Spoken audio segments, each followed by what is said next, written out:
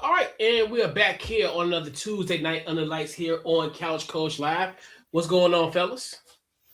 What's going on, Coach? How you doing, Molly? What's up, fellas? How you doing? My North Carolina Tar Heels. How y'all doing? I'm Uh, just I'm just playing.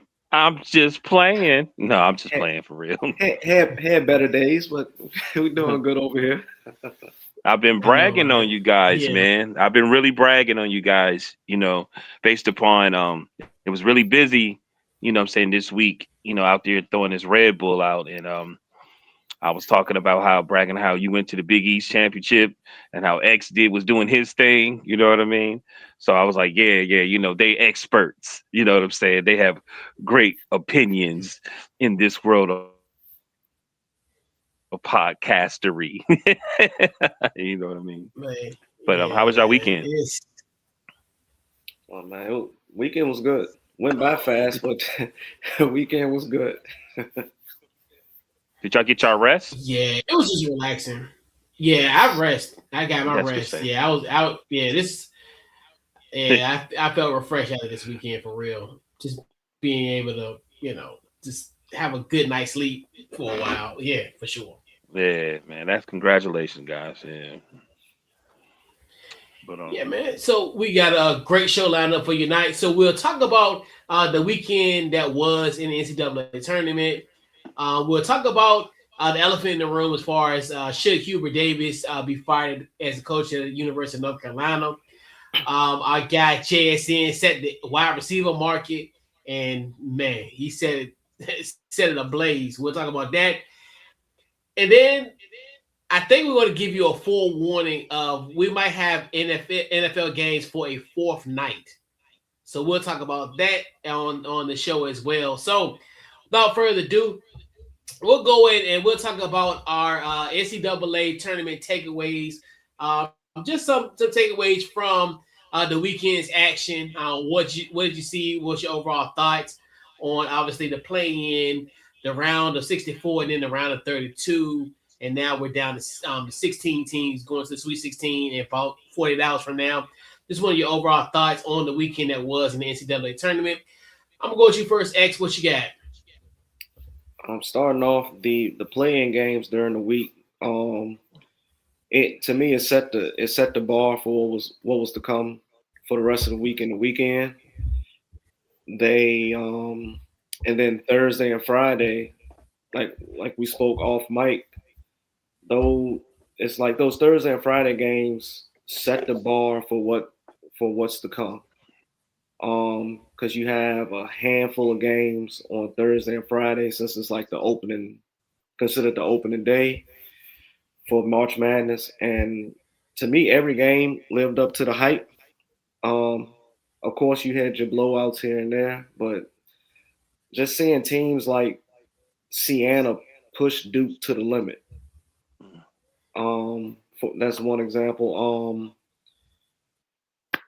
Maui spoke on it. VCU came back to take down North Carolina in overtime. I mean, it was a good game. That game was a tale of two halves, with UNC running wild in the first half and VCU fighting back in the second half to close it out in overtime. And then, although they didn't win, but you got to see AJ DeBansa show off his talent. I'm if you don't live on the West Coast or you didn't really follow BYU basketball, you heard of the name AJ DeBansa, regardless if you followed them or not. So that kind of put him out there for exposure for the people that really wasn't too familiar with him, and it also put out there unless you know that like we are potentially looking at the number one pick in the NBA draft, future superstar, a generational talent. Um, and then seeing teams like um, I can't think of the kid name from High Point that made all those threes and made one 2-pointer during the season, and the only 2-pointer he hit was the game winning layup. So it's just seeing stuff like that. It's the true definition of March Madness. And for all college hoop fans, not just college hoops, but for all basketball fans and purists, you love to see those Cinderella moments. Mm.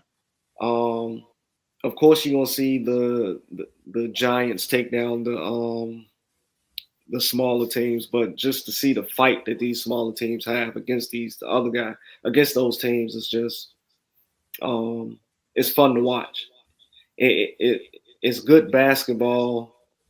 You see a lot of sacrifice, a lot of teamwork. You see guys playing for one another, and then you see the hurt that it causes when you lose.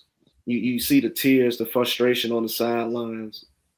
You see the coaches and embrace the players. You see teammates embracing each other, and it's like I say, it's just a special thing to see. That's all I got, Coach. All right. What you got, Maui? I mean, for me, individually wise, there's certain things that I was looking for. I know this time of the year I'm not as big on it like you guys are, so I value your opinions, and I was looking for specific things like they were talking about Michigan changing how they were. I think that loss that they that big loss they had during the championship, and they were talking about their front line, and I didn't know they got one dude that's 7'3", one dude that's 6'10", and one that's 6'9", and they shoot threes. Seeing the length of Purdue, and then the beauty of basketball, man. Like you don't have to be so athletic because that's one of their downfalls. They're not athletic, but they still were able to be skillful. The dude from St. John saying, "Give me the ball." You know what I mean? He hadn't scored in a while, and then he ended up hitting a big shot. One of my picks, I said Florida wasn't gonna make it, and what I mean, Iowa beating them, and then of course, even though they lost to Illinois, definitely was paying attention to the VCU game. I didn't get a chance to watch them much, but I think Hill Jr. got what 30 something points against North Carolina. 34. Yeah. 34. Yeah, and then Lewis, and just really watching them. I have a question because they were down, and I had started thinking about the past VCU teams, and they, when we did our show last week, they were giving them a lot of respect. So I was like, they might have been in this predicament before. How did they, can they come back? So at halftime, I went to the store because I still had some work to do, and I have a question like how basically were they able to come back? Was it the coach, or did he keep his players out too much, or like where did they just couldn't stop Hill, or if you don't mind me asking? I mean, basically, yeah, possession by possession. They didn't get rattled. Like you said, Hill kind of pretty much helped them in that stage because obviously he comes off the bench, so he's like, which in a weird way, like he's the sixth man of the Atlantic 10 and also made the Atlantic 10 first team. So that just kind of show you kind of the type of guy he is. And then you look at contributions like Michael Bell. I mean, it was that VCU team. All of it, and Nick Lewis, well, that's another one. And then when he got hurt 40-something seconds into the Illinois game, that to me, my personal opinion, kind of changed the complexity of that game. But that's the thing with VCU is back committing. So they got it done by that essentially. And even with that, they did even. It's the crazy thing about this team is they never looked down in that game. Like it was always a point where.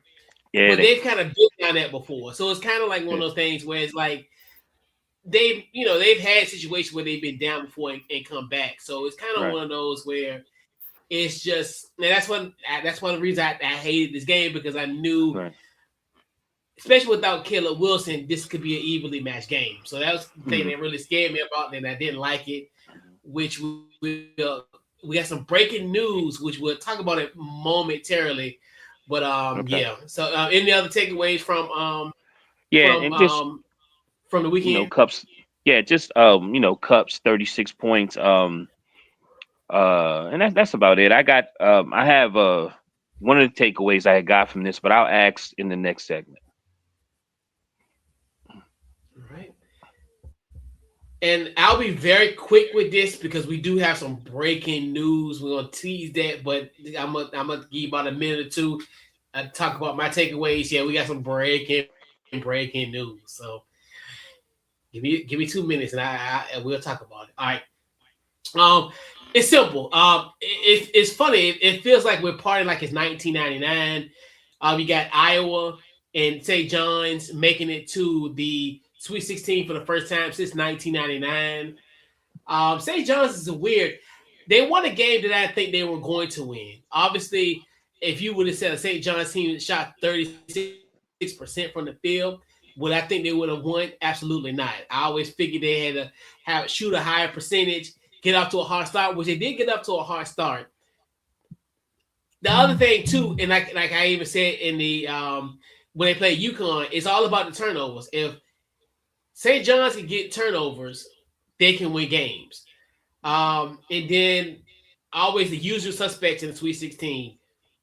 Izzo and Patino rallying their teams back to the Sweet 16.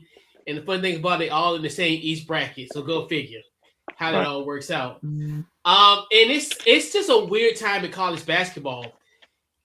We talked about like 1999, like part like it's 1999. You got Iowa and St. John's in the Sweet 16 since 1996, which is 27 years ago. Who would ever thought that a Gonzaga team losing to a Texas team would be almost like a Cinderella, like a David versus Goliath? But to me, if it was 1999, you would have said Gonzaga lost to Texas, you would have been like, that's not an upset. But it's kind of one thing. It's just a testament of Gonzaga, Mark Few, and all the guys have built this program this century. To make Gonzaga pretty much a premier college basketball team, to a fact that them losing to Texas is almost like you would have thought they lost to like a mid-major team, but they beat they lost to a good basketball team that's in the SEC. And then kudos to my former Bulls head coach Fred Hoiberg, guiding Nebraska to 2 tournament wins. Going to the tournament, they haven't even won a NCAA tournament game ever. Now they win 2 straight games, and now they're in the Sweet 16. And then my final takeaway is no mid-majors in the Sweet 16, which I know that last year was like that. Hopefully this won't be a trend going forward, but probably more likely it will be, especially now with the NIL and the transfer portal. So I think that's where I think those mid-majors are starting to, it's going to be interesting how the mid-major will kind of shift their focus going forward. Like as far as will they be able to kind of compete NIL-wise? Like how will they get their budgets, because I know, like, obviously, like a St. Louis, I know I know there's plans that they're trying to beef up their NIL, and we always know that, like, VCU and other programs are similar, where they're trying to increase their NIL, bucket. So it's just one of those things where it's just like, it's really going to be interesting how these mid majors kind of respond to not going as far in this NCAA tournament. So be curious how they would kind of bounce back. So I teased it. So we got some breaking news, and we're gonna hit our bumper right here. And that's it.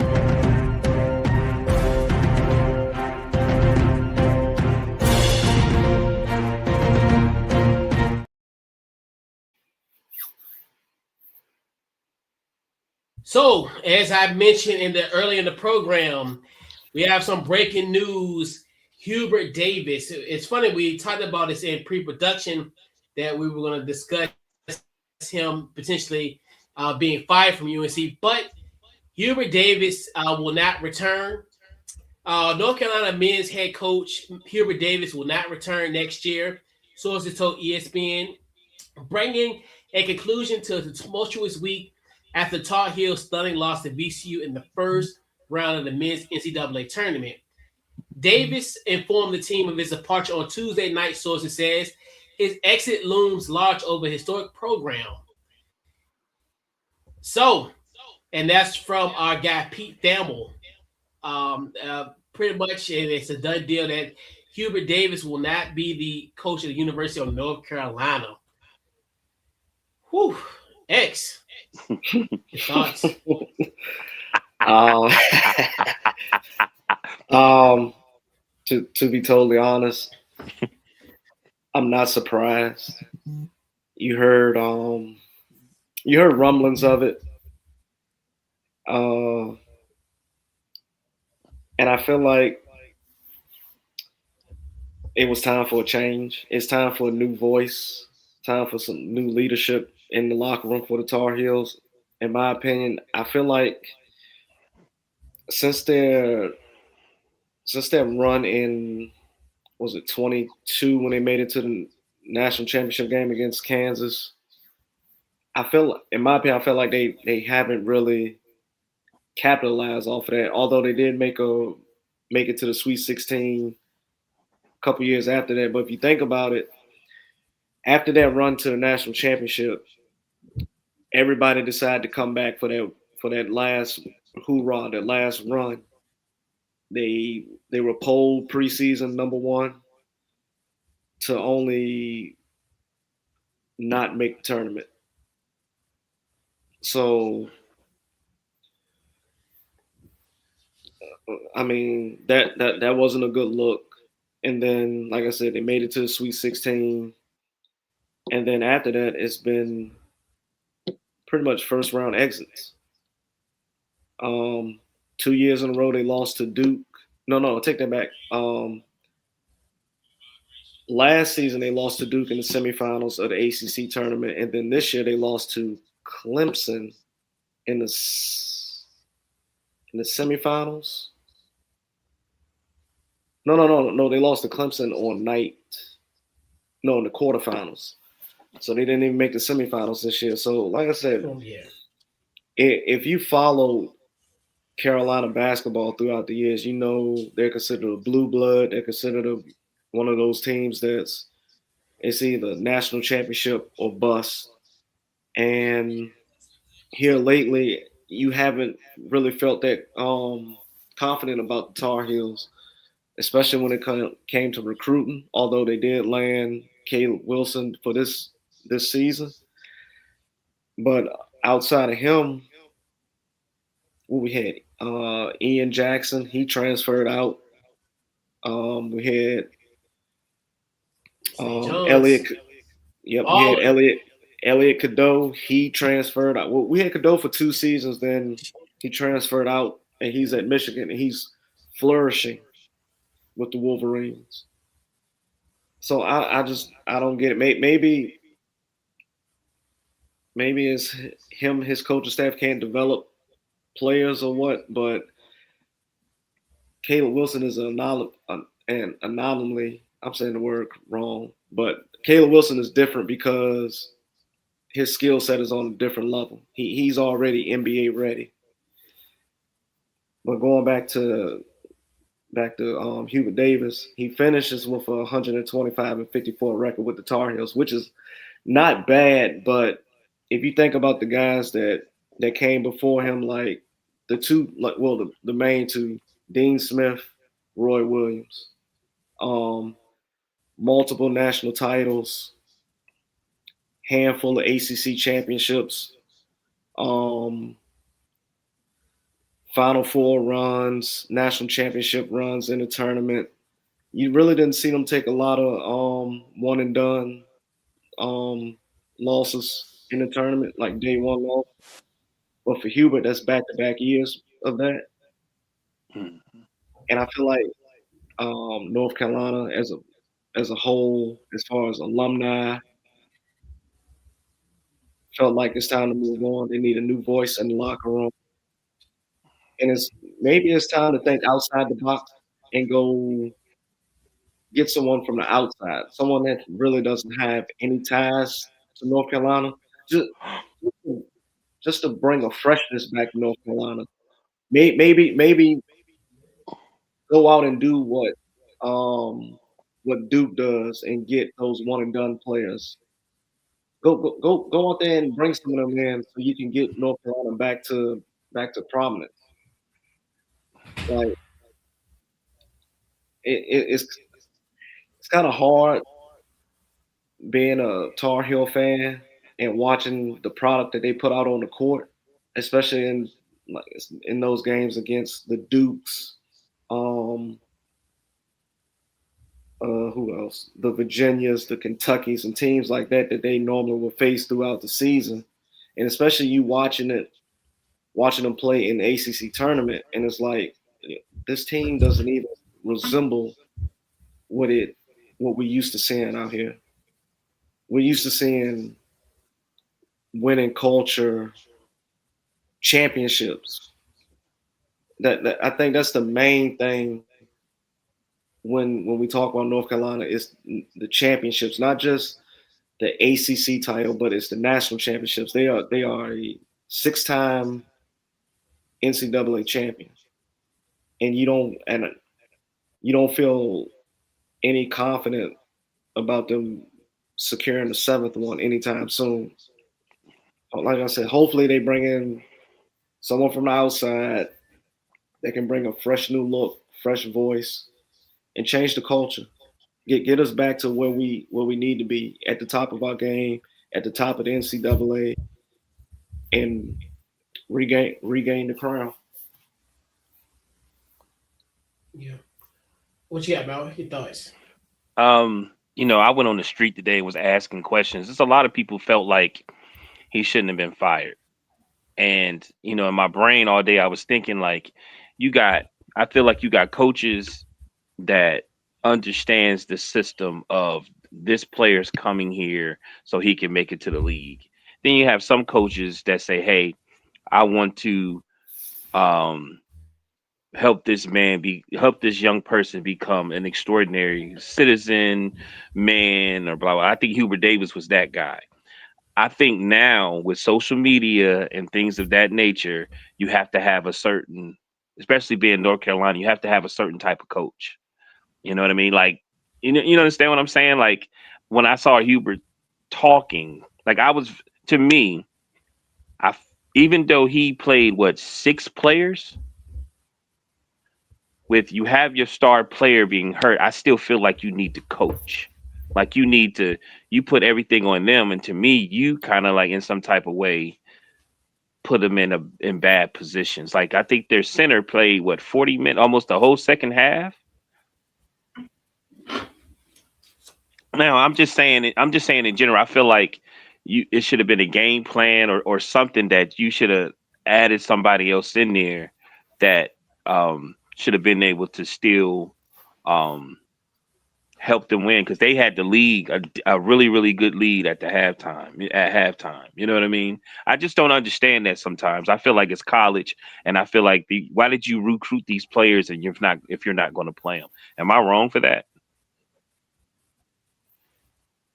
No. And I mean, so like that's how I felt about that that's why I asked that question when I was like, man, can we talk about this on the show? Because I feel like, man, you didn't have trust in us to play us. You know, you had and the guy who's played the longest, if you paid attention to him, what was his name? The young man that stayed he played the whole second half. I think he was like the center or power forward. Do y'all know? Some of Vasar. I don't know, but if you listen to the announcers, you could tell he was fatigued because they kept saying it's looking like he kept like losing the ball a lot. You know what I mean? So that's why I asked that question. And I was sitting here thinking to myself, I don't even hear people talk about North Carolina like they used to. It seemed like everything's about Duke. You know what I mean? Everything's about Duke. And I was thinking to myself, you pay attention to the last 10 years, you know, Coach K, Zion, like it's a lot of little things that it seemed like they always just constantly was just talking about Duke, talking about Duke, talking about Duke. And even Cooper Flag, like it's always something. I haven't really heard those type of things about North Carolina. And do you think it's since they've had, because let me ask you a question. When y'all got this coach, was y'all happy with having him? Was y'all thinking, okay, cool. Was y'all excited? Talking about with the hire? Yeah, when he was hired, yeah. I mean, I was. Yeah. You said you was? Yeah, I was. Okay, and that's what I'm saying. So when I looked at it, I mean, like I was thrilled.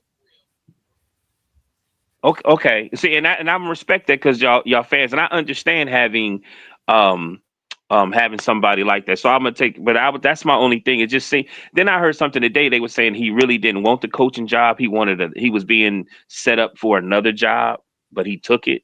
Is that true? They were saying something like he wanted to be like a GM or a president or something like that. Huh? Yeah, but I don't think it initially because it happened so quick. Because right, you got to think about it. Roy Williams resigned like on April Fool's Day out of all times, which is bizarre. Right. And they almost had to get that quick hire because Roy leaves April 1st, and it's just something that was kind of just put on his lap. I don't think nobody really expected for him, to resign that quick. Obviously we figured it was gonna be like a farewell tour, like almost like a Coach K. Right. But he just resigned out the blue. But when Roy Williams resigned, he left. When he left, Hubert Davis stepped into a great position because you still had pretty much the same team that Roy was building. Right. So that team that Hubert took to the national championship was pretty much the same players that Roy had. Right. And then you saw after those players started to weed themselves out, either going to the league or transferring out, then you saw the crop of guys that Hubert was bringing in, and it kind of wasn't the same. Right. Outside of Caleb Wilson. Like I said, outside of Caleb Wilson, I can say that. Do you think that how did y'all feel about him declining to go to the NIT?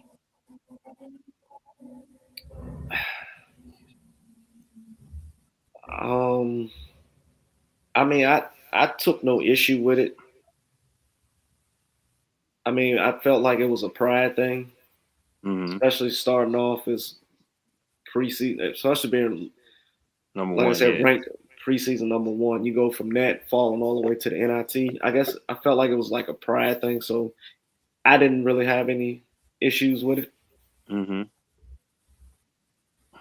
Well, okay. And then my last question is, it just seemed like one of my takeaways was it's a lot of injuries that was going on in this over the weekend in March Madness. And, like you guys said, if he'd had Caleb Wilson, we probably wouldn't. This probably wouldn't even have happened. You know, because they most likely would have beat VCU. Um, so my takeaway was, if your top player has injuries, should you still be fired? Because that was what some of the places I went to, that's why they said he shouldn't have been fired. They should give him at least another year or two, because maybe that's some issue. They not as deep as they should. The recruiting needs to be better. I mean, you're right, but then, well, let's just say that they gave him 2 more years to prove his worth, Hmm. and you still end up with the same end result. You wasted, you wasted seriously 2 years when you could have went out, like I said, Hmm. got somebody new, got in a Right. whole new crop of guys to give, like I said, give Carolina a fresh new feel. I got you. So I got one more thing, and then I'm gonna move it to you, Coach. I was the coach for the female girls LSU, and she was saying that it took her 10 years for her to get. I think she said she stayed at Baylor a certain amount of time, and then now she at LSU, and she was like, it takes a lot of time to be that dominant to get back where you are. And she said, look at the young lady at South Carolina. It took her like 10 years. So that was another thing I was thinking of. Maybe he hadn't really made his mark yet, and it's only been like what he been there since 2021, 2022, or maybe after this he Right. might have been able to. Woulda, coulda, woulda. Right. It's over with now. But yeah, I think it was time for him to go, huh? man, I mean, it's kind of hard to do that nowadays with the NIL and the transfer portal because you're getting a brand new roster almost every season. Right. So you really only get like the off season and whatever you do during the season to try to build that chemistry together to get these guys to gel, mesh well, and execute your plan out there on the court. Yeah, I'm with you. I'm with you. Well, that's it. You know. Actually, one more thing. I just feel like when Yeah. I was watching him interview, do you Yeah. feel like? I'm sorry, Coach. Do you feel like, is he just relying because he's North Carolina Uh, that people will come? I think so. I think he relied on just being Carolina. Hmm. At, at one point in time, everybody wanted to don the powder blue. Yeah. So Okay. My bad, Coach. yeah, yeah. Um, yeah, I think it's perfect timing. Obviously, with the AD getting ready to leave in soon, so now this gives opportunity for the new AD to hire the coach that they need. So Okay. I think the timing of it was perfect because, and I'm glad that this isn't like looming over because obviously, this should have been happened. Like the signs were there. Obviously, you cancel the coaches show. Yesterday was supposed to be coaches show. They canceled it. So I figured let's just now. I'm glad that Tuesday now that this has happened on Tuesday. And Mm. personally, I don't. It sucks for you, and I kind of figured that's why I really didn't like this whole matchup with VCU because I kind of figured this if it went the way of VCU win this game, that Hugh was going to be let go. And like you said, I think even if Caleb Wilson if he was healthy, this wouldn't have been a 6 versus 11. Like UNC would have been a higher seed, and VCU would have played somebody else. In my personal opinion, if everything played out, so it sucks for Hugh because I know obviously he's a Carolina man. He obviously he recruited by the late Dean Smith. Just his whole story. You know, a lot of people didn't think Hugh was going to become like an NBA guy like he was, and being able to then have a good broadcasting career, then coming to Carolina as an assistant, winning that championship under Roy Williams as his assistant. So yes, a part of me, the emotion of me, yes, I would love for Hubert to stay, but like you said, and I'm up. I used to be of the mind of you need to hire a Carolina man. But now in this day and age, it's different. We like you said, it's not going to be like that situation where you can have a guy. Just give you an example. You can't have a guy like a Wes Miller, even though he's at University. I think he just took a job. But I'm just giving you an example. This is just an example. But you can't just say, hey, a Carolina man is coming to a home and give that Carolina spill. It takes more than that. So now the landscape of college basketball has changed. Maybe 10 years ago, I would have said, yeah, you need a Carolina man. But I think now, with everything that's going on, you got to hire outside, and you got to have a guy that's able to recruit.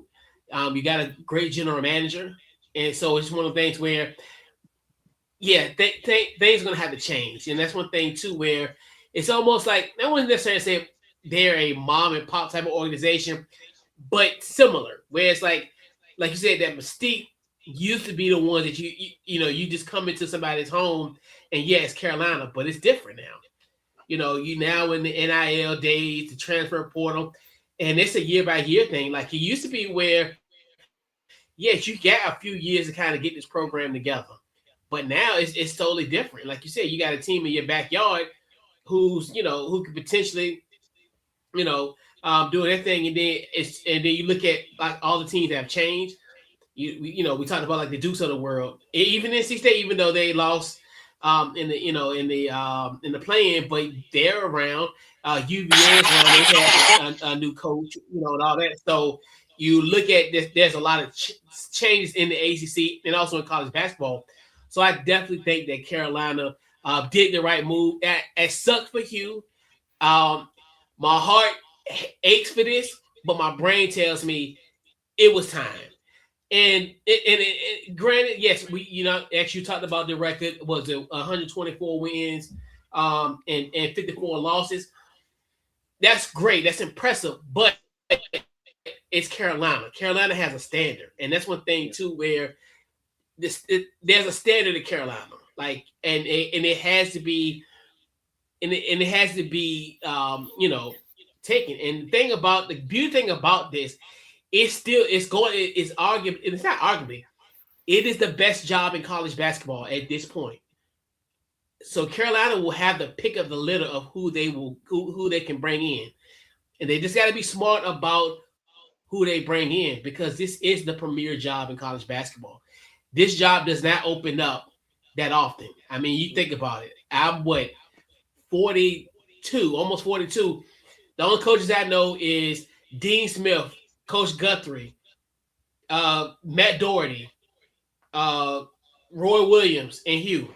It's five guys, and not even that's what 60 something years. Five coaches in that short period of time. Yeah. Same here. Same That's five just for me. that just shows you like the standard that it is.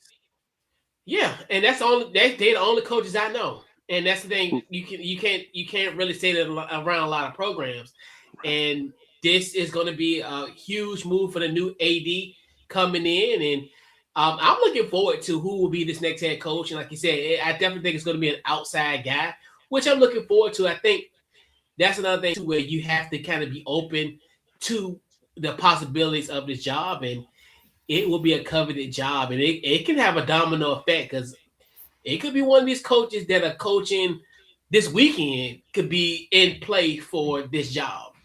This is the most coveted job in sports at this point. It is the best position that's available. Who do y'all want as a coach? I don't know. I mean, it's tough. Like, I mean, so many different. I don't. If I had a list, who would I want as a head coach of North Carolina? If it was, I wouldn't mind Matthew Golden, but I don't think he's leaving Florida. That's where it's like, if I say this, it's almost I'm gonna act like the petulant child at the birthday that wants everything. He wants the cake, ice cream, and the gifts. I know Matt Golden. I would want him, but I don't think would leave Florida. It's a lot of guys could be in play for this job. It is. a part of me, and I slept on this because a lot of people in the Carolina group, they talked about Billy Donovan. Now, obviously, Billy Donovan is the coach of the Bulls. A part of me, at first, I said hell no, but then after a good night's sleep the other night, that may not be too bad of an idea if he transitions back to college. So, I mean, obviously, they're two Florida guys. I mean, I mentioned, it could be anybody. That's the beauty thing about this, because it's gonna be so many guys. I mean, I don't know. I mean, I don't think that's what I said. If because a lot of it, I feel like it's gonna be like not tampering, but more so in the sense of guys that are probably gonna be untouchable. And that's the thing about this, because I think the job is so coveted, and it's almost like there's gonna be guys who, like I said, playing this weekend that are gonna be in play for this job.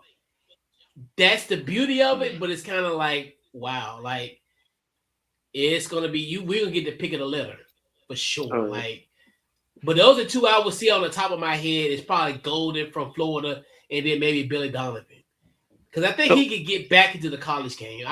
Yeah. No, go ahead. My bad. But I'm curious how he will handle this current day and age of college basketball, like as far as the one and dones, well, not the one and dones, but the NIL and the transfer portal. Then a part of me wants some like young blood too, like Golden, who's done it at this level. Mm. Yes. You don't want no NBA coaches besides Donovan. I was thinking, I was thinking Monty Williams, Frank Vogel. No. You hate. No, because at this point, no, I just think for the simple fact of because it's different. I got you. Because it's because with them it's no, because you're gonna need somebody who's really entrenched in the college game, like because this is different. Because the pros, I know I got a guy on contract for 2 or 3 years. This is literally a 1-year rental for each guy, and who can handle that the best? And you know, out of it's gonna y'all got Belichick. It's gonna be interesting who will be selected for this coach. I mean, but don't do that. Don't do that on that end.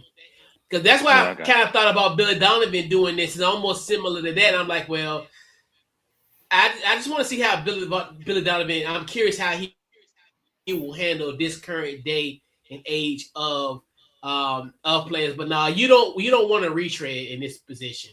You want a guy that's forward when it comes to recruiting. Because Bill Belichick, I got you. No, we need a college basketball coach. But like Bill Belichick, that's another one where you seeing what he's doing. He's not doing great in recruiting. Like he don't even have a recruiting class last year per se. Like as far as bringing in talent. Like as far as bringing in like a class of 2026. Well, no, this class 2025 type of guys. Yeah, but they got to be smart. If don't do what they did football wise. Do the total opposite. Get somebody who is not 74 years old. Not somebody who's stuck in their ways. No, he better be under 45 at this point. I got you though. And that's really what I was saying earlier. Same age as me. She's got to, because from what I'm gathering from you, what you're saying is with the NIL money, it's got to look like it's got to look good to some of these young players now. You know what I mean? Like you can't just be North Carolina. It can't just be, you know what I mean? It's got to be a little bit more. And you got to be able to somewhat understand and I won't say relate maybe, but just be understanding, I guess. Yeah, and you got to be like a politician when it comes to it, because there's another one too. I want buy-in with Jordan. Like I want Jordan to be an intricate part of this, because he's another one. If I get MJ to give me, as far as he does a great job with the NIL with the football team. He definitely somebody I would want to have. Hey, first thing I want to do is meet MJ and go forward with that, and as far as having him involved in this program, because at this point you gotta bring in, you gotta have that buy-in, and not just MJ, but just the Carolina alums too. Especially if you're an outsider, I need to talk to the MJs. I need to talk to Roy Williams. I need to talk to the Charlie Scotts. I need to talk to Phil Fords. I need to talk to those guys. I need those guys to be a part of it to buy into the program. So yes, the athletes are important. Yeah, Vince Carter, but just to give you some examples, as far as landmark guys like Phil Ford, like I talked about, those like foundational pieces of Carolina basketball, like they are like they're woven into the fabric of UNC basketball. I gotta have a buy-in with them. Like before I can even go into somebody's kid's home, I need these guys on my side, so I can go into these houses and let them know like I'm entrenched in this program. And it's you want to be entrenched with the program, but also with a modern approach too, knowing hey, we got the NIL money for you, we got this for you, we got all this set up for you. So that outside that we potentially think, he definitely needs to have some support from the insiders for sure. If this works, he has to get that. Okay. I just feel like we've been. I feel it's almost like damn. We was just here 2021. Yeah, and even then, I remember a lot of people would talk about Mark Few, and because matter of fact, we had a couple of guys when we did like an immersive podcast once he resigned, because we all thought it was an April Fool's joke, but they was like, oh no, he actually resigned. So a lot of us tossed around Mark Few, because I think that was right around like the Final Four and all that. Somebody like that. You want to have somebody in that same ilk, but I know he's not leaving because like that wouldn't make any sense because his program, like we talked about the takeaways. In 1999, if you would have told somebody 27 years later them losing to Texas is like David versus Goliath, we all be like, what drugs are you on? Because Cinderella was Gonzaga in 1999. And for them to be a premier program 27 years later, you're like, what in the hell happened? Like, if you went to sleep from 1999 to 2026, you'd be like, damn, a lot of stuff happened in 27 years. If as far as that rationale behind it. But yeah, Carolina, I'm looking forward to this coaching search. And I'm looking forward to what, who will be this next head coach. And I'm really excited. I mean, it hurts for Hugh. Obviously, I'm hurt for you. But, it's a business. And, especially, and it just makes sense for this new AD to make the splash higher. It just makes sense because, like you had said X earlier, this dude, AD, comes in. He's probably going to get rid of Hugh next year. He's going to get rid of him anyway. Because it just makes sense. Most people want to make a splash like that. Most AD, especially when you have a team that's struggling, you're going to bring in your own guys, which that makes a lot of sense because that's going to fall on me. So why not if I'm going to, get, as far as a situation where they let me go, at least, hey, I went down with a fight. I hired this coach. I hired this versus, having a lame duck. If Hugh would have stayed, he would have been a lame duck going into the next year's season. Because I think anything short of them not making a Final Four run or winning that championship, we would have been in this predicament next year. So it's kind of one of the things. It's just like it's bleeding, but we can put a Band-Aid. Next year, it bleeds. We need a gauze, or we might have to put stitches in and have surgery. So, like I said, I'm hurt for Hubert. I always got love for Hubert. wherever he go, and I hope he goes somewhere and he can remain as a coach somewhere. Because I definitely think he'll be somewhere. I think if you look at his record, somebody gonna want him, and I hope he gets an opportunity again real soon. Because this, and I think this is gonna be a hire that's gonna have a domino effect. So don't be surprised if one coach leaves, go to Carolina, and it's just a domino effect. Mm-hmm. So let the bodies hit the floor. So still a great day to be a Tar Heel. Yes, sir. All day, every day. All right. So, whew. Man, so yeah, we still y'all got through it, man. Y'all did it. Y'all did it. Yeah. I just hurt for you. I just hurt for you. That's because I knew this was going to happen. That's why I had this uneasy feeling, since Selection Sunday about this. Because I knew that was going to be next. When I watched him, I just felt like he was in a position where, man, I'm here, but what am I supposed to do? It almost, tell me, am I wrong? He kind of came off like, man, my hands have been tied the whole time during this whole situation. He just seemed like it is what it is. Like, you know what I mean? Shocked. Yeah. Like it just seemed like he had his nice answer, right. But it's like it was like a shell shock. It's almost like he got slapped in the face, but didn't know how to react. Because somebody asked him about like why he only played 6 guys in the second half. He answered the question the best he can. Right. But it did sound he was bewildered. I'll put it that way. Like it's just you could tell in his face like the stun and the shock of it. But Yeah. But we will rise again. Oh, most definitely will. Pain will endure at night, but there'll be joy in the morning. And it's gonna happen. We're gonna be all right. I know a lot of people thinking, but yeah, it's time. And I think we'll get back in the 21st century, and I think we're gonna make a way. Right. Oh yeah. Yep. So let's talk a little football, guys. So JSN, our guy Jaxon Smith-Njigba got paid. He got a 4-year, $186 million deal.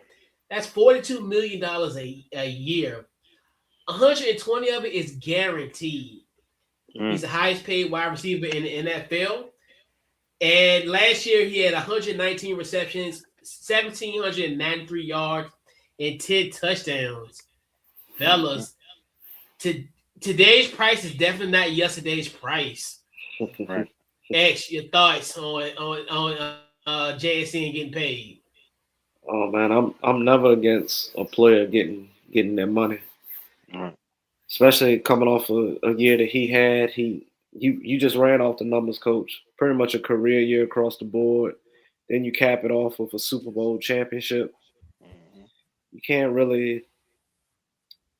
You can only imagine that happening, but to actually have it happen to you, probably is the best feeling in the world. He secured his family's future for years to come, generational wealth. But now it's time to get back to it. The grind don't stop. Don't let this money make you feel comfortable, get too complacent out there. Keep going, keep striving to get better every day, on and off the field. It's your play on the field that gets you the money, but it's also the way you act off the field that gets you the money as well. The team and the higher ups have to have trust in you that you're gonna do what you need to do, that you still gonna put in the work, still be on time to meetings, and everything. So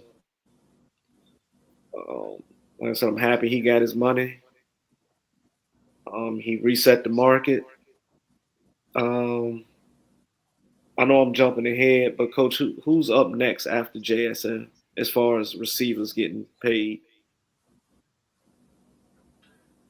Good question. I'll get the research department going with that. I got you. Give me one second. Was it Yeah, Pickens? I feel like it's Puka, right? We got Was it Puka? we got franchise. Yeah, he We got got franchise, so franchise, he'll right? probably be up next year. Yeah, Did franchise. Okay. Has Puka been Probably extended yet? no, because he came out 2023. But that's right. Okay. He had a fifth round pick. Okay. So yeah, I mean, like Actually. resetting the market. You know, guys coming up after him gonna get their money too. So things are looking up. Like I said, I just hope he can continue on the path that he's going. Um, as I stated, continue to put the work in, continue to get better. It's always something you can work on in the off season. Um, as far as getting strong in the weight room, um, running your routes a tad bit crispier. But like I said, whatever you got to do, just get back in the lab. Don't let the fact that you got this money stop your progress. Keep pushing forward. Um, keep doing it, and then again, maybe they'll come back to the table again and bless you with another extension at some point in time. Right. Yeah, so Pickens is up next year because he signed that Okay. Mm-hmm. the franchise tag. So yeah, he'll be available next year. I think he'll probably be an unrestricted free agent next year potentially. Or Mm-hmm. I don't know, Jerry might try to franchise him again, but who's to say? But yeah. What you got, X? Well, okay, so I mean not X, but so it's Pickens, Chris Godwin, Devontae, Christian Watson, Drake London, Hollywood Brown, Chris Olave, just to name a few. And I know all of those names. I don't think any of those guys will surpass JSN. Maybe Pickens, depending on how he plays GP. this upcoming season. Yeah. But I think the Right. other guys are up there in age and everything like that. So I don't see them surpassing this.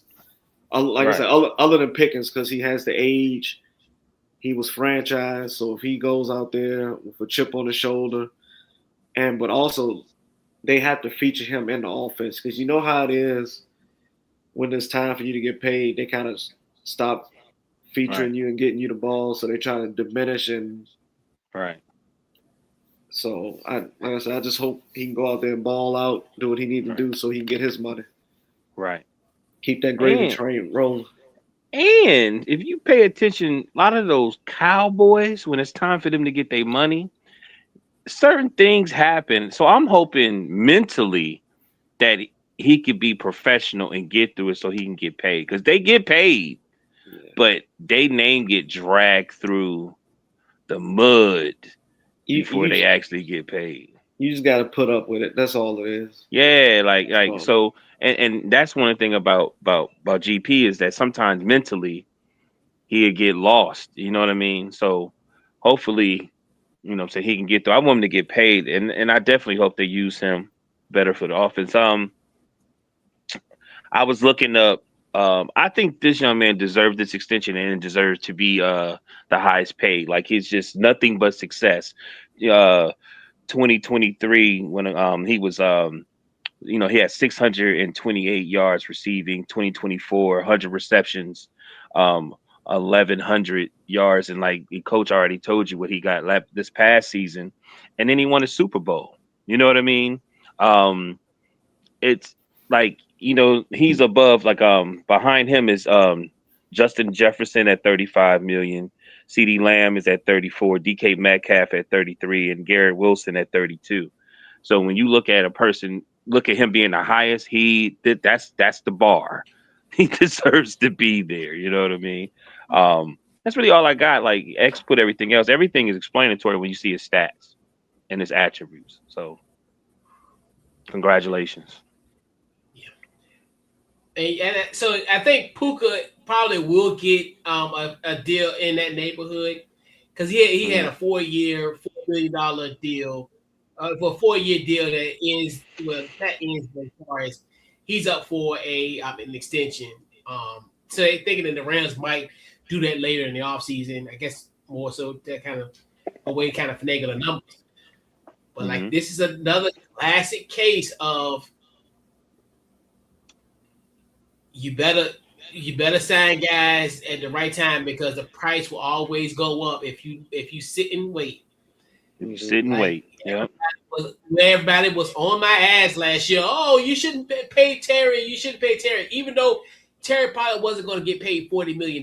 But this is another one where, granted, you look at that now, the market goes up because now if you are in that same ballpark, if you nearing 2,000 yards and 10 touchdowns and what have you, they're gonna look at that and be like, yeah, 40 something, that $42 million is now the art when it comes to as far as you getting signed. So that's resetting the market. And like Puka gonna have that same attention. So Puka may potentially get a hair over this. Mm-hmm. If we say today is March 24th, they could be sitting here in a few weeks or whenever the Rams decide to re-up on his deal, that Puka could be the highest paid wide receiver in the National Football League. But it just Right. goes to show you, you got a guy, you paid them right then and there because the price will always go up. There always will be a bar that is set, but it's always set the very next year or the very next signing. So to me, this is like you said, it's another one where now we got wide receivers getting paid $40 million a year. We got one singular one, which I think probably going to be two in him and Puka. But this lets you know you don't sit on this type of stuff. Even though, like I talked about Terry McLaurin, he won't go get the $40 million. But Mm-hmm. when you look at because Just Jefferson was a bar last year, you know it's Mm-hmm. gonna be a little bit slightly above. Now guys are being like, hey, I can get Jeff's money and he's second or third potentially. Mm-hmm. I'm telling you. And like you said, and Jared, I get I get the franchise tag Mm-hmm. because you have to back that truck up for potentially GP if he has another season Right. like he did last year. I tell you, I'm telling you, man, you let him have 1,700 yards, man. Listen, Do you do he you gonna set think the market. do you think Jerry will break the bank for GP, or do No, you think GP no. goes elsewhere?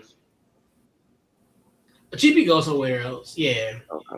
I can't see Jared paying him in that ballpark because I Mm-hmm. know he paying him what 27 million in the franchise, Mm-hmm. but I don't think he gonna do it long term. That's just my thought process, but I don't know. It's gonna be Man, interesting to see. wide receivers getting paid $42 million. Quarterback That's money. wild. Quarterback money, $42 million. Man, and, and Yeah. and and the one thing what yeah, I don't like about it sometimes is they put up these gaudy numbers and then they follow it up with numbers that don't look similar to the year prior. But yep, they don't take into account that defenses had all of off season to study tape. yep, DCs had time to study tape and create um, defensive schemes to either slow you down or make you ineffective in games. So I just don't like the notion that they try to bring up like, oh man, he got his money. Now he just don't care. Now he ain't producing like he was. But it's different yep, things that go into that they don't bring up. Like I said, DC's changing up schemes and how Mm-hmm. they um cover the guy. So yeah. And then Kubiak's gone. So it's not when they got a new offensive coordinator. So things can change. And I always look at this type of stuff. It's almost like it's payback for you being underpaid, like Puka. Like there should be no way that Puka should get paid the way he is. That's like robbery. The production he has matching the production that he has does not match how much he has deserved to get paid. So to me, it's a little bit of a cross of both. Hey, I underpaid for you, but now I'm gonna kind of overpay for your production and your previous situation. But yeah, man, I know John Brown is like, look, this is how we cut it. So shout out to Armand St. Brown. His dad is hilarious, man. I know I know he's seen that. Like, yeah, that's what I'm talking about when I talk about cut. $1 to $2 million. He's like, yeah, that's why I got the boys doing what they do. Yeah, he deserved it. For sure. Yeah. Oh yeah, he definitely deserved it. Yeah. Oh, for sure. Yeah. Oh yeah. And especially in this NFL landscape. Oh, for sure. If somebody willing to pay you that, you deserve it. Mm-hmm. So I'll never be the one that say, "Oh, I hate on somebody signing on." You are worth what somebody's willing to pay you. Go where you celebrate. You may think you're priceless. Right. Tolerated. You may think you're priceless, but there's always a price tag. So, don't you think that make that quarterback look good though? The one that won the Super Bowl. What's his name? Donald. Donald. Yeah, like for the Vikings had Justin. You know what I'm saying? Got paid, and now he done came over there. Now this dude done got paid. Like, has Sam Donald got his extension yet? Well, no, he just got there. Well, I think he just signed for the deal, and they got him for a good deal. I think it was like 3 years for like $30-something million annually. And I'm like, yeah, you got Daniel Jones on the men getting paid almost $40 million, over $40 million. He got like a 2-year, $88 million deal, and you can get Sam Donald for like 33 and some change. Man. Right. I think after this season, what a deal. I think after this season, they tear up that contract. They tear up that contract and get them another one. Yeah. This was like a prove it year, and then next year is going to be like a situation. But the fact that and I think that's kind of what they're going to probably end up doing. The plan was to get JSN in first, then get Sam locked in. I think it's a strategy behind it, and then so because I'm curious now with that they're going to have a new ownership, how they will kind of do that going forward. So. Especially with the Seahawks being for sale at this point. So I don't know if they got sold yet or not. But yeah, I wonder how the new ownership will handle, the Sam Donald situation. So. Interesting. But yeah, he'll definitely, because at this point, don't be like Minnesota, scrambling trying to find quarterbacks forever versus, hey, you got a guy now, and you better keep him. Even though, hey, they did get Kyler Murray pennies on the dollar, which I'm fine with that. But still, just the fact that you could have had him in position, and because you're gonna have to pay somebody down the road. I was at Melon Mushroom up on by Short Pump, right?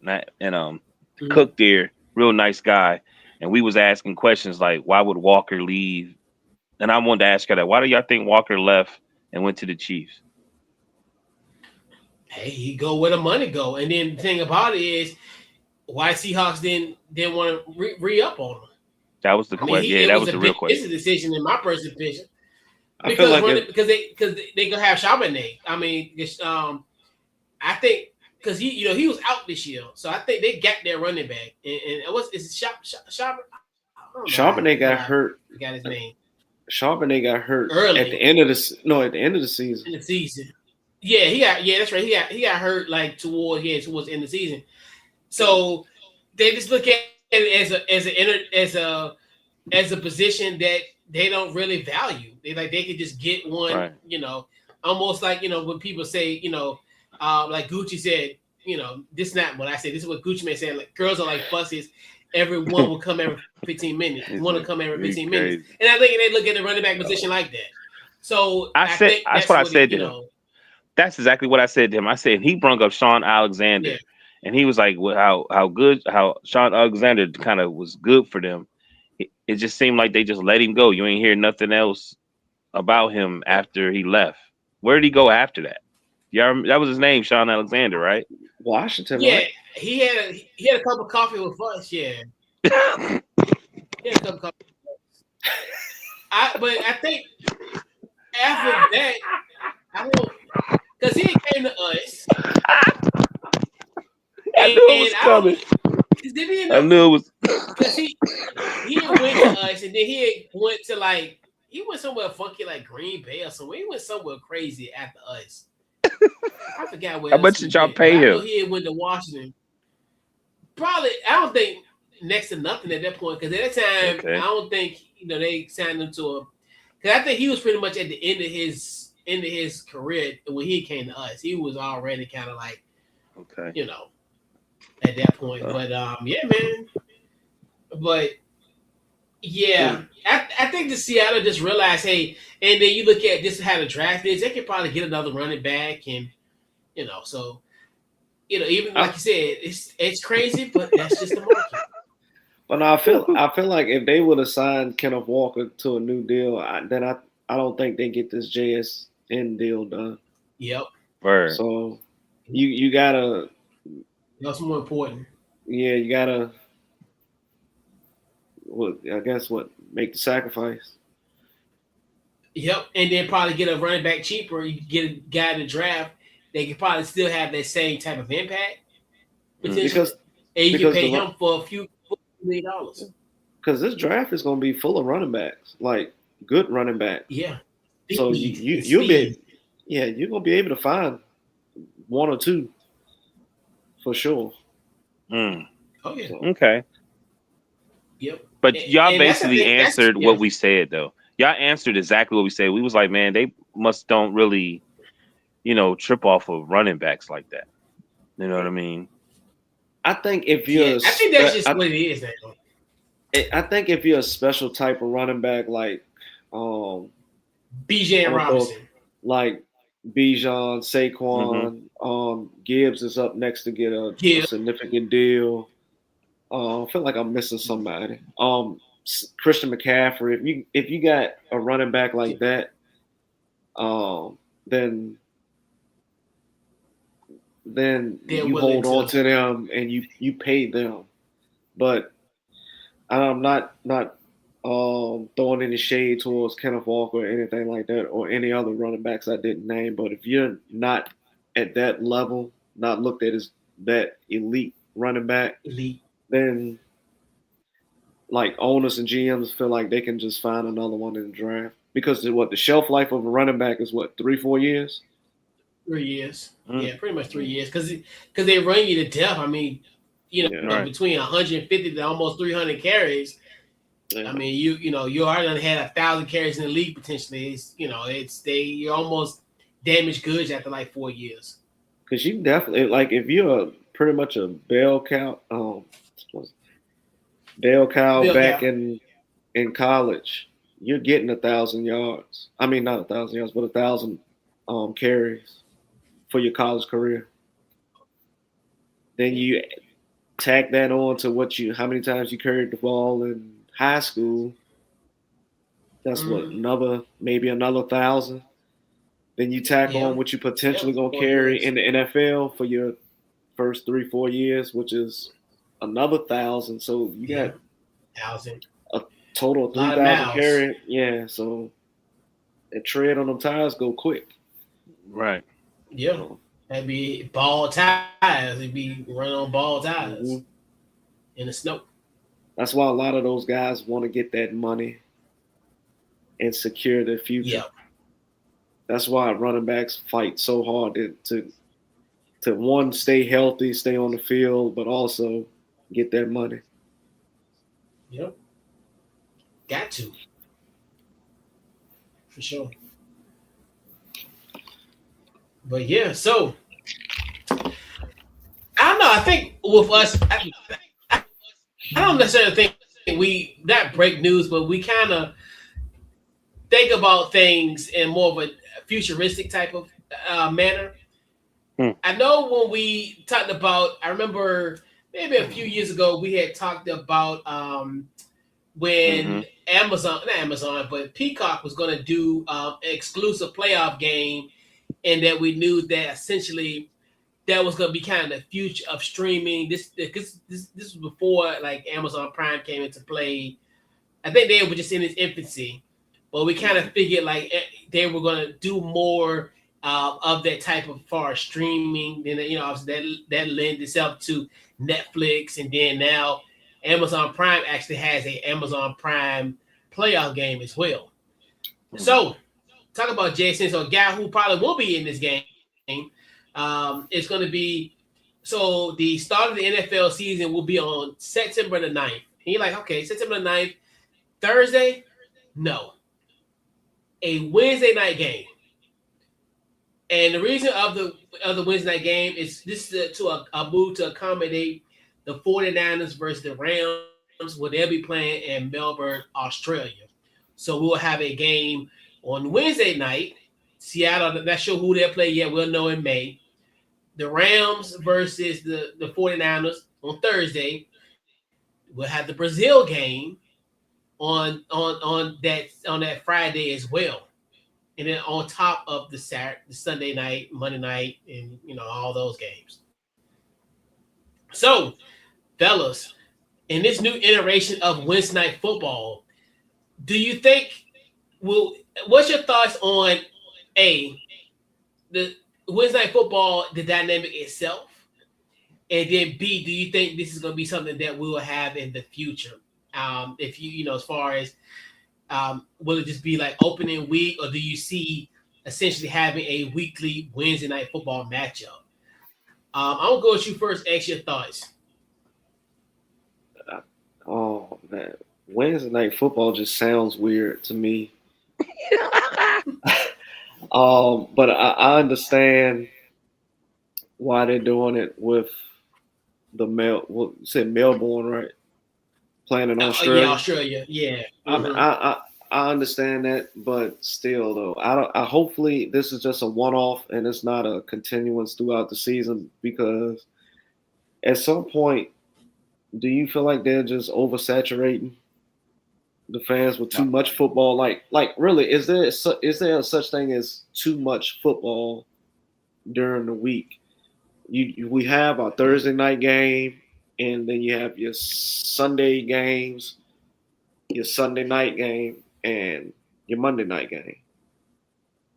But now you're trying to throw in, now it's a chance you're gonna throw in Wednesday night games. Like that's, in my opinion, I feel like that's too much football, and you kind of take away the luster of the NFL, because people look forward to those Thursday night games and those Sunday games, and then you have your primetime Monday game. Now you want to throw in a Wednesday. Like, what's the point? Update. But then I think about like how can you potentially do it during the season with you play Sunday, then you turn around and have to play Wednesday. I mean, maybe it won't happen. Maybe they'll find a way to maneuver around that with a bye week or something. But what if you run into an issue in scheduling when you have a game Sunday and you turn around and play Wednesday? That's what you really only get Monday and Tuesday off. No, you really get Tuesday off in the NFL during the week, because Monday they come in, watch film and stuff like that. Tuesday is the actual day off, and then back at it on Wednesday. So how would you do that as far as scheduling practice and everything? Yeah. So before you move on, so I don't know if you remember, it was I'm getting all my years messed up now. So okay. So in 2024, so Christmas fell on a Wednesday. Remember, the teams that played on Christmas Day, they played on Saturday night. I mean, they played on Saturday. I'm just putting it out there. I'm just saying. So they've done it before, but those teams that played on Wednesday, they played on Saturday, the Saturday before. So it's similar, like from Sunday to Thursday. So I'm just throwing it out there. They've done it before. Okay. Yeah. So Oh, crazy, right? I mean, who am I? But I don't want to even think about Wednesday night football. I know, right? Tell it right. I hate going overseas. Just imagine having the game on Wednesday. Oh, but yeah. Man, Matt, what you got? man, we already knew this was gonna happen. We've been talking about this since 2020. Once they start, Christmas games and Black Friday games and all this extra stuff and we knew something like this is going to happen. The main thing about NFL is they get a whole week. They used to get a whole week of promotion. So when Sunday hit, we ready. And like now, man, and I sat back and thought about it today. Now, it's like every day, it's so many podcasts, it's so many things that's bringing in revenue that like the NFL podcast, it's not bringing in a lot of revenue right now because there's nothing being played right now. You know what I mean? I was just sitting here thinking like, man, you don't even know where to go find new music at nowadays, but you can find anything pertaining to sports nowadays. So of course they're gonna stretch it out as much as they want to. I just seen something today where I can get Peacock for free now because I got internet through Xfinity. You know what I mean? And that's one of the main things everybody was complaining about. It's like, who got Peacock? Because I'm trying to watch this game or blah, blah, blah. Man, we knew this was going to happen. Come on, everybody. We knew this was going to happen. Gives them another chance that you could bet more. It's a lot of things that happen with it. Now, I'll say this. Maybe one Wednesday a month because they got to heal. Like, you can't have them playing all the time. Like, you know what I mean? But I'm not shocked. It's really what it is, X. You guys are now considered traditional sports guys, right? Now they have new people that's coming in, and all they're thinking about is the numbers and the possibility of money that can come in. There's always business guys that have that mindset without thinking of the long run, what could really happen to the sport or happen to the players. You know what I'm saying? It's like taking two different things that's opposite and putting it together. You know what I mean? Like, we knew this was going to happen. Coach, you said this. You said this, that something like this was going to happen. Going to end up having it. You're going to have NFL football games every day. Yeah, it's going to be that way. So just like we had talked about as far as the Christmas Day games, right? Because they're gonna have Christmas days regardless of the day of the week. Obviously this Christmas falls on a Friday, so we know they're gonna have a game on Friday. Mm-hmm. And the same thing years going forward. I think because we got a leap year coming up soon, so they'll have a game. Hell, if it's on Tuesday, they'll have a game on Tuesday for Christmas. Whatever. So they will do something in that. So I think this is what's going to happen. Because NFL, I like with them, they give you like a little bit of like a piece of candy. But what they do, they cut up that piece of candy and just give you like a little chunk of it. I want to see how you guys like this Wednesday night football game. I want to see how you like these international games, where we're going. Because I think going forward, I know for certain for the foreseeable future that whoever wins Super Bowl, they'll be hosting a game on Wednesday night.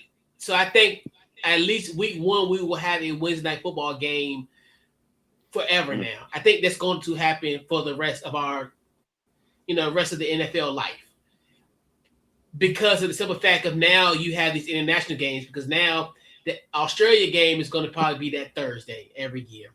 The Brazil game is going to be that Friday. So I think they're going to do that, I would say, forever. But I think what's going to end up happening, and I could be Nostradamus potentially. I can see them potentially having weekly Wednesday night football games, either selling it to, and I think who might be the highest, and I think Netflix. Don't be surprised if we have Wednesday night football on Netflix, especially after we have 18-game regular season. Or when it's time for something, or when it's time to get back at the table. Because with Netflix, it would be perfect because you already have the Thursday night football games on Amazon exclusively. Thursday night, the Sunday night football games, you can still watch it on Peacock. I mean, you still watch it on NBC, but they're eventually going to move that to Peacock. So you'll probably see the episodes of The Voice instead of seeing Chris Collinsworth saying, "Hey, now here's a guy." So it's probably going to be on Peacock only. Down the road. Now, I'm not saying, maybe, at least in our lifetime, I'll put it that way, where it's going to be Peacock exclusive. I can see Netflix swooping in, or maybe an Apple TV swooping in between the two of them because they have the money. So they can throw it back at the NFL and say, "Hey, can we broadcast exclusive games on Wednesday night?" I don't know when that's going to happen, but do not be surprised. It may not be. It may, it may be down the road, way down the road. But I know for certain you're going to have the Wednesday night football every single. You're going to have that week one Wednesday night football game forever. But I think it's going to lead to more. Yeah, what's up? All right, Coach, let me ask you this. So will that Wednesday night game be the start of the week or the end of the week? As far as week one, okay. So week one will start. Yeah, because because you think about it. Yeah, so pretty much all your primetime games are going to be on streaming apps. So like we talked about, so Wednesday night football, I think it's either going to be on Netflix or Apple TV. Thursday night football is going to be on Amazon. Sunday night football on Peacock, and then Monday Night Football is going to be on the ESPN app. So, because at this point, like you said, I don't like it because it's going to be the oversaturation. I think I like how NFL is because it's easier for you to track the game. Yeah. Because I know it's hard for me to track the NBA because every NBA is on every day of the week at this point between NBC and Amazon. Sometimes you forget because you're like, oh, that's right. Amazon got games on Thursday and Friday nights. It's so many games. But right. You're right. There's so many games and there's so many streaming services that each game is being played on that it's, like you said, it's hard to keep track of. And versus how it used to be. Yeah, where you only really had, before we had the advent of Thursday Night Football, NFL Network wise, you just had games on Sunday, and then you had Monday Night Football. But Sunday, you had the 3 windows on Sunday, the 1, 4, and 8, and then you had Monday Night Football. But now you're literally gonna have to have about 5 apps just to watch exclusive games. And that's insane. Wednesday you're gonna need an app. Thursday you're gonna need an app. Sunday night you're gonna need an app. Monday night you're gonna need an app. And hell, you might need an app for the 1 o'clock and 4 o'clock windows on Sunday down the road. Yeah. Because I think that's gonna be next. Because I definitely think if Netflix don't get that Wednesday night slot, they can swoop in and hey, we'll do the Sunday games. Because I said Netflix, I knew once they kind of jumped in because they got money. So they can throw money at the NFL. This ain't just, they can throw all the, NFL want billions of dollars. Oh, here. Here's a blank check. So we can broadcast these games. Right. I knew once they start doing the Christmas ones, I'm like, yet again, you're dangling the candle. I know not the candle, but you're dangling the carrot. And you want us to bite that carrot. Netflix to take the whole league and say, put it right on our platform and do what y'all do. Y'all could they could have artists doing halftime shows. Seriously. Because it's a data company. and the data's there that the money is going to come in. Just think, you know what? Honestly, it would be so much easier if they did do that. You know, at least you ain't got to run And the funny around thing to about find it a game. is, right. And the funny thing about it is, they do a great job. Like I know, I supposed to be anti-app and anti. I want the old ways where I can just watch it on my TV. But I will admit, they do a great job with cross promotion. Yeah. Because all you seen was like Stranger when we was getting our ass kicked by the Cowboys. All I was hearing is about Stranger Things, and I'm just like, who cares? Like we getting our ass beat, and you think I care about Stranger Things? Like come on, man. Like seriously. I've been waiting for that though. But I've been waiting for something like Netflix to do something like that. If they do it, I'm telling you, throw a wrench in the game. big time. And that's the scary thing about it. They got money, so they Mm-hmm. I don't think they would have to have bidding wars like they would with other companies. What about this? Just think about what if Netflix tries to acquire the NFL ticket? Oh, we don't want to think that. We might manifest that. Pull back. You gonna need a JSN contract. You gonna need a JSN contract to pay for that. Oh my gosh! If Netflix gets Sunday night, if they get Sunday ticket. Well, how about what if they get it, but they offer it to you as a separate package? You know how YouTube TV does it. Yeah, you have on top YouTube, and they have it on top of that. Wait, look? If they do that, you better have an opening deal that I'm grandfathered in. I swear, because ain't no way you gonna have to put me at a price point that don't change for 5 years. Yeah, I'm serious, but I know that's not gonna happen because you already know you're gonna pay this rate and it's gonna always go up year in and year out. I can see a price increase every single year for that service. So all right, so off the top of your head, what is the I can't even remember what's the monthly for Netflix now? Just for the standard, nothing crazy, just the standard. I get it through Xfinity, so right. So I get it. I think that's the basic. That's the basic. It's basic. The basic. Like you gonna get commercials all the time. You're gonna get mid sentence. There's a commercial. I grew up on commercials. Commercials don't bother me. I grew up on commercials. What Netflix won't is for you to subscribe every month. That's how they make their bread. You know what I mean? So the more stuff they have on their platform, because you remember back in the day, they didn't even have new movies. You know what I mean? Now, they still really don't. They still don't have. They have their movies. They don't have like movies coming straight from the movie theater. They just want to. And me personally, I've been waiting for that. You know what I mean? I've been waiting for them to say, "Hey, we're gonna take. We not watching. Y'all not watching this on NBC and blah blah blah." Because a lot of people don't have regular cable. Like I don't have cable. So you know what I'm saying? I have just the internet. So that's why I was having issues with watching some of the college games over the weekend. So I've been waiting for something like that because I'm like, bet. I've been playing for Xfinity. I already got Netflix. Basically, I pay for it through them, and I could just watch the NFL. Like you see, we were already watching boxing. You know what I mean? That would have been what, not $80-$90 to see Crawford and Canelo. Not only that, they got boxing, tennis. They have podcasts.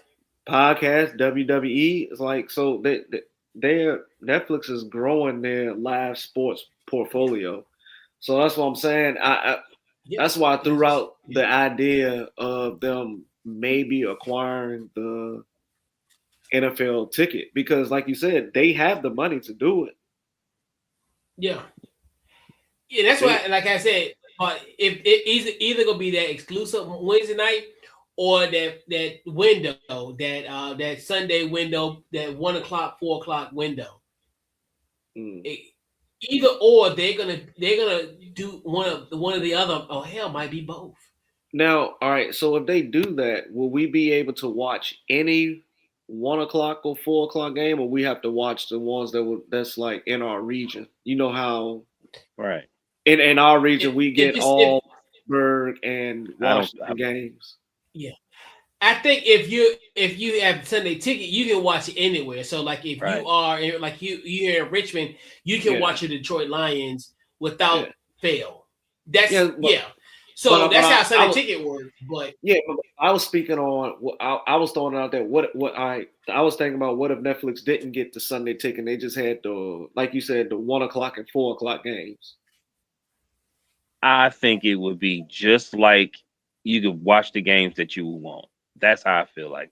But I think I feel like you probably say, how are you losing? That they're probably losing money. But I think that's one thing about Netflix. It's about convenience. I mean, it's very convenient for us to be able to watch this at home and stream it. You know what I'm saying? That's how I look at it. So which station will lose the 1 o'clock and 4? Will it be CBS or will it be Fox? Because I feel like both. Now that's gonna be a weird feeling on Sundays, not being able to turn on CBS and Fox to watch. X, grow up. I think that's the future.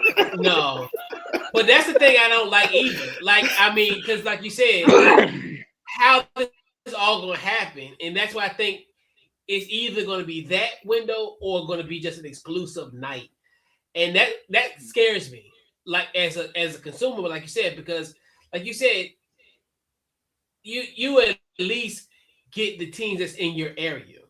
Yeah. But like you said, if you do the Sunday ticket thing, you might get an option. You can watch any game that you want in that window, but I don't like it. Like I said, I just still want for at least because at least to have the traditional what I call it the legacy networks to still have a piece of the package. You still got ABC / ESPN / ABC because we had a Super Bowl at ABC next year. Then you got Fox and CBS, NBC, and then NBC obviously. So and NBC. So I mean, I think the issue was going to end up happening is like we talked about Netflix. They'll be able to come to the table and give that billions of dollars to the NFL more so than the networks. And the networks still got money, but like I think that's the kind of Netflix way of penetrating the market because like the whole thing with the podcast, I think they're going to do that. And I don't know this podcast, off the head. It's just me talking and me talking. It's me talking about it. Don't be surprised, like if a Stephen Colbert, who is at CBS now, the Late Show, he goes on to Netflix to have a late night show. I think with Netflix, they're trying to have content throughout the day. Like obviously bringing like a Breakfast Club, you want people to air in the morning. Okay. Then you want to have somebody like a late night show to kind of do that, and then everything in between. Like I think like the NFL. They want to have at least, I want to say, an exclusive date or an exclusive window where they can broadcast games, not just the Christmas Day games. I think the Christmas Day games was just an easy way to ease it in to their programming, which I think down the road, and I think probably once they do the 18-game season, you'll probably see Netflix probably more prominent as far as NFL coverage. It's coming. It's just... I feel like Netflix can offer the NFL a blank check and just tell them to put a number down and they'll just accept it. They did that to Dave Chappelle. They did that to Dave Chappelle. Yep. Think about it. You know what I mean? So if they do you think that these other outlets can do the same thing? Or you think they're capped off at a certain maybe like Apple TV? But Amazon, but Amazon already kind of has their window. Going back to all right, you said Apple TV, but not everyone has Apple like an iPhone or a MacBook or an iPad or anything like that. Right. So it kind of that would kind of defeat the purpose of and Pawpaw. I have a buddy of mine. Let me give it 1 second. Okay, my bad. Yeah, you can say the same thing for, Pawpaw and Big Mama. They ain't got Netflix. I'm just saying, I'm just being honest. Yeah. I mean, I'm out. I was going to say Hulu because I got a buddy of mine, and that's what his family has. They have Hulu, and they watch baseball, they watch football. Everything's on Hulu. Excuse me. But Hulu was under the Disney umbrella, Disney, which which is ESPN ESPN. falls under. So it Yeah, but they watch They're there he already. watch Where the everything. bundle? Yeah, yeah. He watches every. I said, man, what is Yeah. this? Blah blah. He said, man, I don't know. You know, he got a little bit of money, so he was like, man, I don't know. I just blah blah blah blah blah. And that he don't have regular TV. He has Hulu, and he watches everything, all the baseball, college football, the whole nine. And I'm sitting here, I hear y'all here, and I think Netflix also likes to adapt. So I think they see, because I remember it was a certain time nobody, wasn't so many people getting Hulu, and they was like, oh man, I don't like it. They don't have a lot of stuff on it. Now when you look at it, a lot of people are starting to get Hulu because they have all these shows that's on CBS and NBC and blah blah blah. It's like Netflix, but they have a way that you can watch all the sports and all this and that. And I think Netflix is like, okay, I'm going to adjust to that. I'm gonna try to do the same thing. I just feel like me personally, I would be extremely excited if Netflix was to do something like that. Because I would be excited. I get why y'all like that, but I mean, but I understand what you're saying, Mal, because I can actually see Netflix doing that because, like Coach said, the example he used with the Breakfast Club, you have Netflix will have his morning show, which is the Breakfast Club, and then he said Stephen Colbert for the late nights, and then the stuff that's in like. Then you got that gap from daytime to nighttime where people binge watch shows. You can watch documentaries, movies, and stuff like that. But if you think about it, what if Netflix started showing? I'm just about to pull a rabbit out the hat. What if Netflix somehow acquires the the rights to soap operas? Remember back in the day, during the day, everybody used to watch soaps. What if somehow Netflix That's next. can That's next. pull those soap operas or their own type of dramas, or their type of dramas, right. maybe not like the General Hospitals or like Young and Restless, but they can have the type of, even like a new one, what's the Beyond the Gates.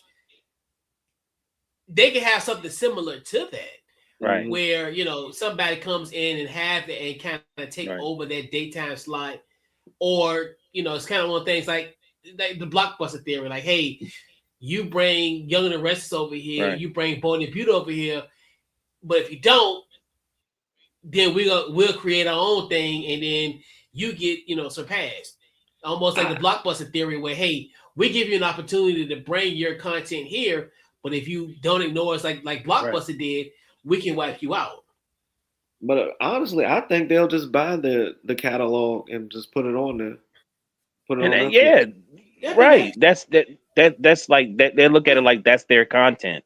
Well, I'm going to buy your content and put it on here. I think that's what Netflix has been doing the whole time. It's just, I think it's taking longer than they probably wanted it to be, but but I think that's what they really trying to do. Like, they already got game shows, so eventually Price is Right or Wheel of Fortune, and you know what I mean? Because those shows are Jeopardy. Those shows is, when it come to ABC or NBC or CBS, that's how they really got started. It's those shows that made it. I see all that, man. And then you got all that. And then you got A-list celebrities making movies on strictly for Netflix. Get a Netflix deal, yeah. The last movie I can think of was what was the one with Matt Damon and Ben Affleck? It was maybe came out Fire. It came out like maybe a month ago. It was fire too. That was good. Yeah, that's what I'm saying. So like I said, you got these A-list celebrities, making films and putting it straight on Netflix. We already talking about it because like Paramount is doing something right now. You know what I mean? And I think they just merged with Warner Brothers, and there's something I think UFC. It was a year ago, about 2 years ago. UFC had signed with Netflix, but TKO or something like that. But now they just signed the deal. What, about 3-4 months ago with Paramount? Like we it's gonna happen. It's just I don't have a problem with stuff still being on regular TV though, because we still got grandparents that, like you said, we still got grandparents that But now, if you think about it, we're at the age now where the grandparents that we grew up with, right, are are fading away. Right. So now we talking about these new age grandparents that's used to all this technology and stuff like that. So what's happening is, like you said, I think the higher ups at Netflix and all these streaming companies are like noticing it, and that's like, okay, now we can transition from regular TV to these streaming apps and put everything on there. So like to the point where regular TV, cable TV will become non-existent. So and you can make it international. You're right, X. Yeah. Yeah, and X, you're right. I mean, yeah, because it's different. Grandmothers are now 45 with that tattoos, so it's different. Yeah. Word. I'm saying. But it just go back to listening to it on the radio, then the color TV, black and white TV, then the color TV came, remote control came, and then remember the DVR? That was a big thing. You know what I mean? Yep. And now you can just once it's on there on the platform, it's on the platform. I missed the game, man. Let me go ahead and watch it. Like I have not watched Monday Night Raw in so long, but now I can watch it on Peacock or Netflix. Yep. That's all you got. It's convenient. If you miss it live on Monday, once it's done, you can go back and rewatch it, just like that. But that's the problem, though. That's the problem, because they gonna want everybody to be able to sit there and watch it when it's live. And once people know they can watch it whenever, that's gonna be a problem. But I think Netflix doesn't have an issue with that. I think they kind of rely on that because they know it's hard to keep someone's attention. Like an average Monday night Raw show is 2.5 hours. And for you to actually sit there and watch WWE Monday Night Raw from segment 1 until the last segment, you have to, I ain't gonna say you have to stay focused, but you have to be less distracted as possible, because just like I said, sitting in one spot and watching it, you can become easily distracted. But the thing about Netflix, you got it on your phone, so you can, if you need to be out and about, you got it right there. iPad. And it's also not like, when you have NBC, CBS, it's a difference between cable and streaming, because cable is here where streaming is international. It's the internet. So you definitely like be able to watch. They're gonna be watching games in Czechoslovakia, Japan, and blah blah blah. You know what I mean? When it's on Netflix. But then you gotta worry about the issue of what if the internet goes down? Then that's the truth. That's the truth. I think that's the only thing that's against them is pretty much Mother Nature causes the internet to go out. Hey, Xfinity package.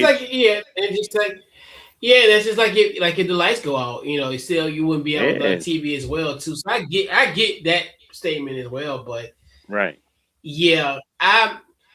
definitely think this is coming down the turnpike. I just don't know how long it's gonna take, but I know for certain that we're gonna have Wednesday night football games going forward as it persists. So it's gonna happen for sure. So I put a ball on a nice show, fellas. So we'll go around the horn. X, who gets this week's game ball for you? I want to give it to the UVA women's basketball team. Yes. They advanced all the way to the Sweet 16, first time since 2000, I think. So the UVA Women Cavaliers taking the game ball for this week. All right. Are you all set now, Mal? You good? Yeah, I'm good. All right. All right. Who this week's game ball for you? I'm gonna give it to JSN. He is the single season yardage. Um, he has a single season yardage record for the Seahawks, and was a unanimous All Pro for the first time um, on January 10th, 2026. So basically, what I was saying earlier, he deserved his money. Yeah. Yeah, man. Like I said, I could go either way. I know I did want to talk about our girl Kimura from UVA. I love what they're doing. They game winning shot the other night, and to get in and then go on to doing their thing and beating Iowa the other night. So big ups to them. I gotta give it up to Coach Tammy Reese. She used to be the former coach at the University of Rhode Island. She is taking her talents from the north down to the south at the University of Florida. Man, they're gonna get a hell of a coach. Like obviously, the years of me covering the A10, getting to know Coach Reese and all that. So I'm just so thrilled for her to get this opportunity to go to Florida and be in the SEC, a very competitive conference, but she's built for it. I'm really excited what she's going to do there and turn that program around. Hell, like we talked about it, she led Rhode Island to their first ever NCAA tournament appearance since 1996. And I definitely think she's going to turn things around at the University of Florida. I'm ecstatic. When I heard that news, it was funny because they had showed a picture. Obviously, Tim Reese went to the University of Virginia with Don Stanley, and they had a picture of them two next to each other. Like, who would have thought that these two teammates would be coaching the SEC? And I'm thinking to myself, oh, Tim Reese went to Florida, okay. And but yeah, man. So definitely excited for her and what she's gonna bring to that. We're definitely gonna miss her here in A10 country, but hey, Florida's getting a good one. So Gator fans, go out and show out. Congratulations. Yes, indeed. So before we head on out, final thoughts, plug away thoughts, social media and all that. I'm gonna go with you first, X. What you got? IG is X_J_SR. No, I'll take that back. That's my Twitter. Sorry about that. IG is game_on_media_X. TikTok game_on_media_X. All right. You chilling this weekend? He ain't got what you got going on? Nothing. Just Sweet 16 and Elite 8. Chilling. Yeah, man. I feel you. What you got, Mal? Oh man, great show. Sean Morgan, Facebook DT Morgan 78, Instagram, and chilling. Yeah, man. Yeah, man. Facebook, Twitter, Instagram, the website Couch Coach Live, couchcoachlive.com, Facebook, Twitter, Facebook X, Instagram, Couch Coach Live, YouTube, Couch Coach Live as well. Nothing, I guess, this weekend. No, I guess, this is the end of March. I don't think I got nothing going on, but you know how it is. It could be a fluid situation where I might be like, hey, I want to do this, but man, like we talked about X in the pre, man, I wish I was going up to DC this weekend for the East Regionals. I'm gonna have FOMO Thursday night for sure. It's gonna be some good games going on up there in the nation's capital. It is. You got Shia, Patino, Izzo. Izzo versus Hurley. Oh gosh. Yeah, man. Ooh, that's the match I That's a want to crazy. see. That's the one That's I gonna be want to That's crazy, see. G. That's the That's one I yes, want to see. man. God, that's like a part of me is see. like, damn, I should have hopped on that. I know next year I need to do my research. I'm gonna look at all the regional finals going forward, and I'm if it's on this side of Mississippi, I'm going. I'm gonna make a conscious effort, like, cause That's yeah, a man, cause bunch, though, that's G. I'm like, damn, I'm really gonna have FOMO this weekend, cause that's such a great bracket. It could have been a part of that, man. Ah, man, that would have been fun. Oh yeah. That would have been so much Yeah. fun for sure. But it is what it is. So, yeah, so we'll wrap up tonight's show. Yeah, man. So this wraps up this episode, and we'll catch you guys next week. And we're out. You're welcome. Peace.